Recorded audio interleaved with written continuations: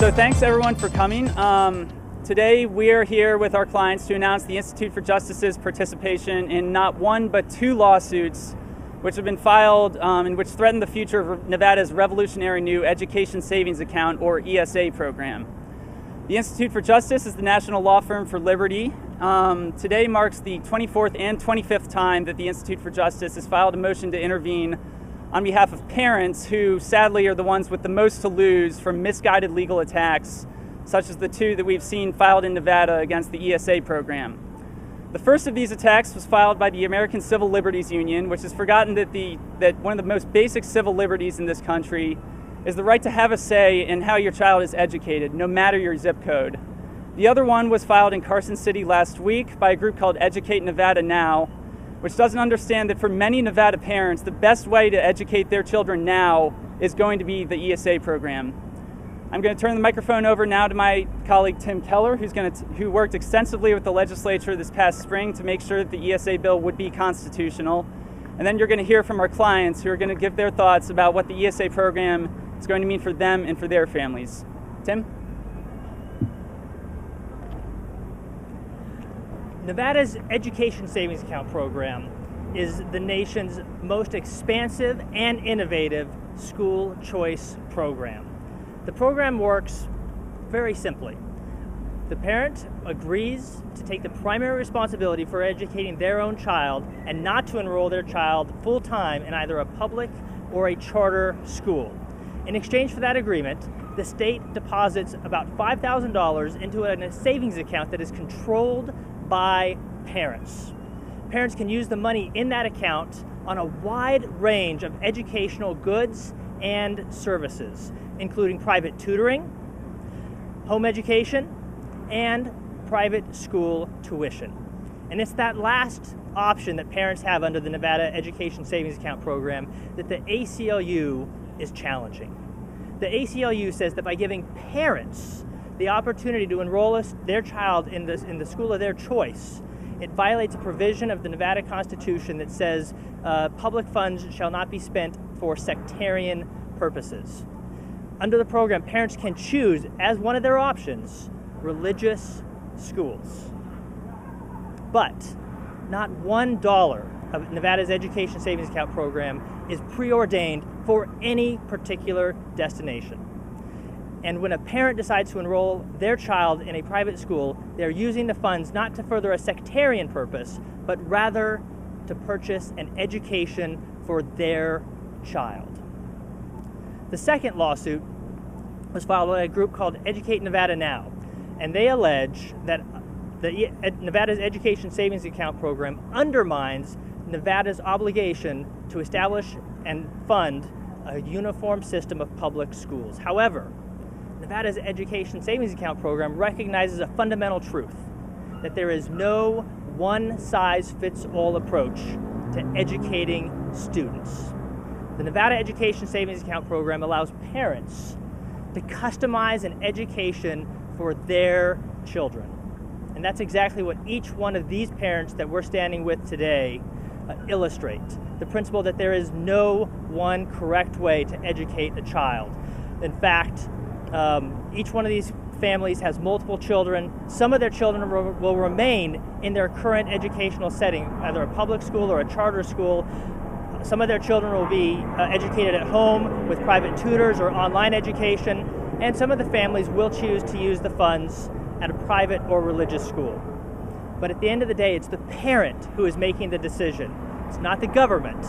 The parents decide what is the best educational setting for their students. So let me turn it over to first. Oh, yes, absolutely. As I see it for the ACLU, it's a violation of church and state. You're using public money, and the parents, whether they choose or whatever, public tax dollars can be used for private religious schools. Why is that not unconstitutional? Specifically, why is the ACLU wrong? The Nevada Education Savings Account program has all the hallmarks of a constitutional educational choice program for two reasons. Number one, the state remains completely religiously neutral with regard to education. The government doesn't decide where any of this money will be spent. And number two, the parents make a genuine and independent choice as to where they want to educate their students. So you believe because it's the parents' choice, then there's no intermingling of state and church? There is absolutely no violation of the principle of the separation of church and state here, because it is the parents who make the decision. The parental choice breaks the circuit between government and religion. And so the first lawsuit was filed by the ACLU. When was that filed? Earlier this month? It was filed in late August. And the second by Educate Nevada now was filed just A week ago yesterday. And so today you're kind of you're intervening in this, but it's not the first time. You've filed many motions to intervene. So what is this next in court? What is the next step? Well, the next step will be, number one, for the judge to rule on our request to participate in the case in order to defend the ESA program. And we're waiting for the state to file its response to both lawsuits, after which we'll enter a period of discovery where both sides will have an opportunity to develop the fact record, and then we'll ask for a ruling from the court. So you want to join and try to defend it? Are they going to let you? I mean, why would they stop you? Like, how likely is it going to be? Like, who is defending it right now? I assume the state is, because they're the ones who passed it. Correct. The so state. Why do you want to join as well? There is one voice missing from the litigation currently, and that is the voice of the parents and children who are the true beneficiaries of this program. And in fact, in every major school choice case to date, over the past 25 years, the Institute for Justice has represented parents and children in those cases in order to defend the program on their behalf. How is this program different than other programs? I mean, you said it's more innovative. Is it the most aggressive in the country? Talk to me about that. So Nevada has adopted an education savings account program, which is different than other school choice programs. Under this program, a grant is deposited into an account that is controlled by parents, and they can use it for a wide array of educational goods and services. Is that anywhere else in the country like that? There are 4 other programs similar to Nevada's. The first was adopted in Arizona, and it was originally available only for children with special needs, and is now available for children who are in failing schools as well. There's a program in Mississippi and a program in Tennessee, also limited to children with special needs. But Nevada is unique because it is a nearly universal program. Any child who has been enrolled in the public school system for at least 100 days is eligible to participate in Nevada's Education Savings Account program. So, is this already underway? Or when did this get enacted? Are parents getting that $5,000? Is it $5,000 a year? The governor signed the program into law earlier this summer, and the state treasurer is the individual who is charged with implementing the program. He is already starting to accept applications, and the program is set to go online in January of 2016. Going back to what you said about this is a really unique program, it's universal, isn't that what the second lawsuit is also challenging, that it's not based on need? Because basically, I mean, you can't just be like a really rich person who's a kid in public school for 100 days. I guess this is what they're alleging. And then it doesn't make sense, so this is $5,000. But, I mean, should it be based on need? Did you have done any change to that aspect? The second lawsuit alleges that the exclusive means of funding education must be the public school system. The parents believe that the state constitution does not constrain the legislature from giving them additional options above and beyond those available in the public school system. And this program serves all the interests of justice and fairness by including nearly every single family in the state of Nevada, just like the public school system is open to every single student in Nevada.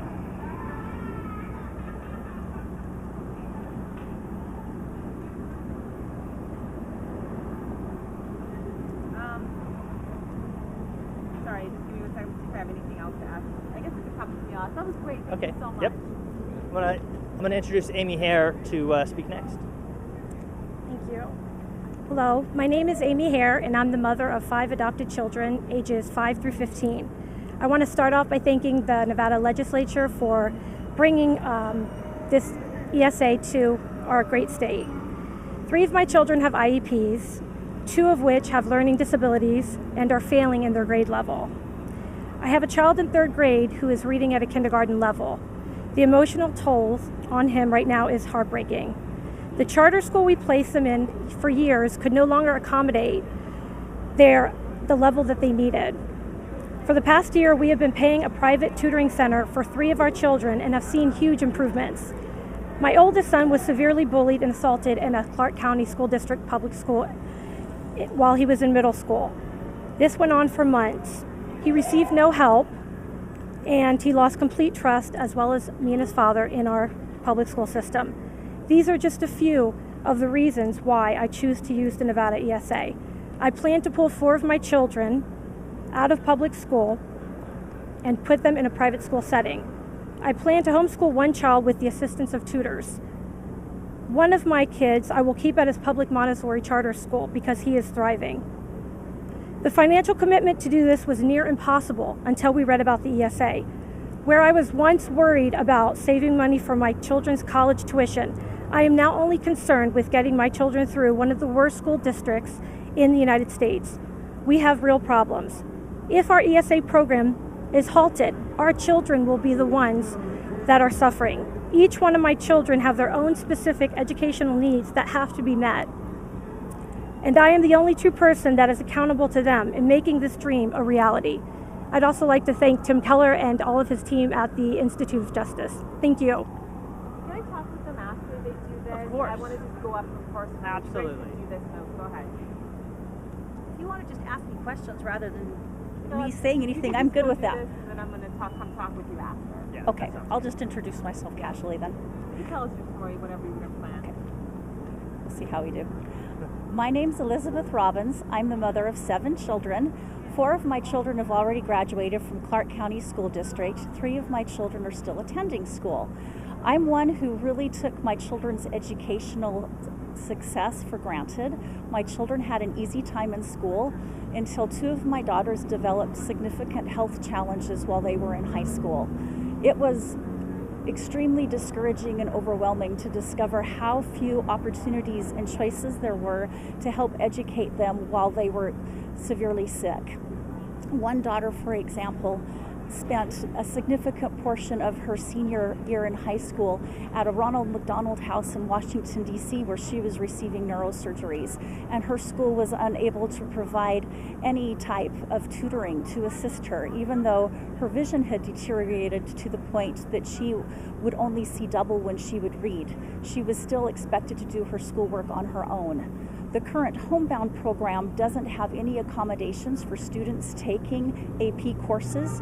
You have to switch to their curriculum. So for a student who chooses and or needs to do Homebound, it's not possible to switch back to your regular course of study if your health does improve, because you're then too far behind in your classes. I cannot begin to express how grateful I am that I'll have choices for my younger children. 2 of my younger children have the same degenerative condition as their older sisters, and it is a huge comfort to our family to know that we're going to have choices available for their education that weren't available for their sisters. I think it's time for us to realize that although there are great things coming out of public schools, there are great people working in public schools, but one system isn't enough to meet the needs of all of the students. And to give parents opportunities and choices so that we can help give our children what's best for them is truly one of the fundamental rights of parents. Thank you. I'll talk with you after, yeah.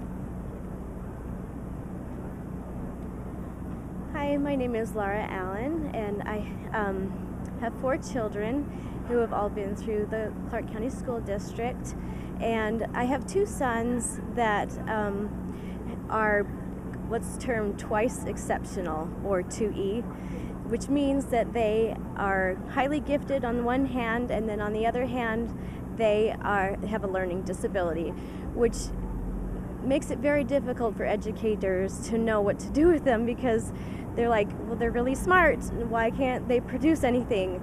And it's pretty painful to watch them even try to produce a single paragraph when they can spout, fact after fact after fact, from their fountains of knowledge and their creativity and things like that, and they just struggle so much to produce.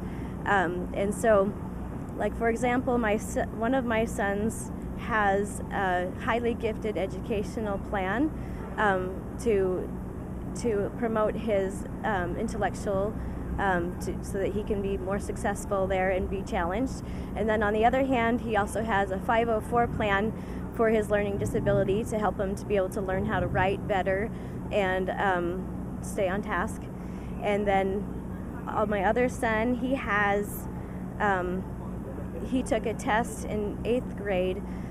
It's called ACT Explore test, where he scored 100th percentile in his school and 99th percentile in the nation on this test.